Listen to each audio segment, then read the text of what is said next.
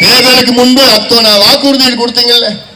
நாங்கள் ஆட்சிக்கு வந்தவுடன் தமிழ்நாட்டிலே இருக்கின்ற தொழிற்சாலைகளில், தனியார் தொழிற்சாலைகளில் 75 விழுக்காடு வேலை வாய்ப்பு உள்ளூர் இளைஞர்களுக்கு கொண்டு வருவோம் என்று சட்டத்தை கொண்டு வருவோம் என்று சொன்னீர்களே. 4.5 ஆண்டுகள், இன்னும் இருக்கிறது 4 மாசம் தான், அவ்வளவுதான், முடிஞ்சு போச்சு. அதுக்கப்புறம் திமுக இப்படி இதையெல்லாம் சிந்தித்து பாருங்கள்.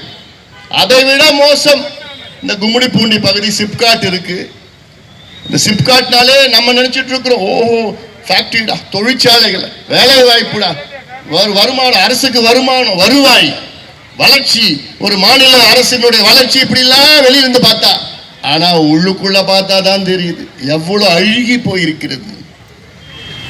கும்மிடிப்பூண்டி உள்ள போனாலே மூக்க பிடிச்சிருந்தான் போனோம், அந்த சிப்காட் உள்ள போனாலே மூக்க பிடிச்சிருந்தான் போனோம். அந்த ஒவ்வொரு சாக்கடையில இருக்க வர கழிவு சாதாரண கழிவு கிடையாதுயா, சாதாரண கழிவு. இந்த படத்தை நம்முடைய பிரகாஷ் ஒரு படம் எடுத்திருக்காப்புல, கொஞ்ச நேரத்தில் பேசி முடிச்சோன்னு போடுவாங்க, இந்த ஸ்கிரீன்ல போட்டு பார்த்துட்டு போங்க. அவ்வளோ பாதிப்பு இந்த சுத்தி இருக்கிற மக்கள். அதாவது இந்த கும்மிடிப்பூண்டி நகரம், கும்மிடிப்பூண்டி சுத்தி உள்ள பகுதி மனிதர்கள் வாழ தகுதியற்ற பகுதி. இது நான் சும்மா சொல்லல, சொல்லணும்னு சொல்லல.